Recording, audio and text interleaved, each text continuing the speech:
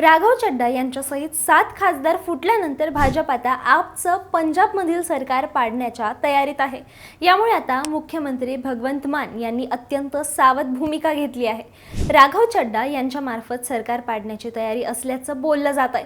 नक्की काय घडतंय पंजाबमध्ये सांगते, पण त्याआधी अशाच महत्त्वाच्या अपडेटसाठी थोडक्यातला फॉलो करा। आम आदमी पार्टीच्या 7 राज्यसभा खासदारांनी भाजपमध्ये प्रवेश केल्यानं पंजाबच्या राजकारणात मोठा भूकंप झालाय। पण चर्चा फक्त खासदारांची नाहीये, तर आता आपच्या 35 पैकी 40 आमदारांवर भाजपचं लक्ष असल्याचं माहिती आहे।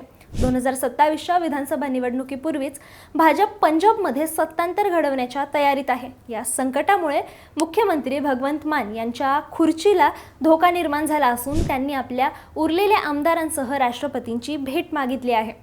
बंडखोर आमदारांचं सदस्यत्व रद्द करण्याची मागणी आपकडून केली जात आहे।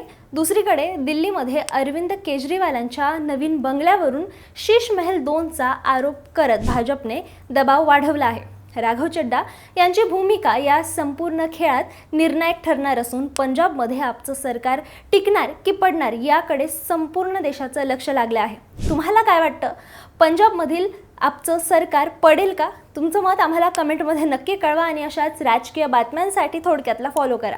बातमी म्हणजे थोडक्यात।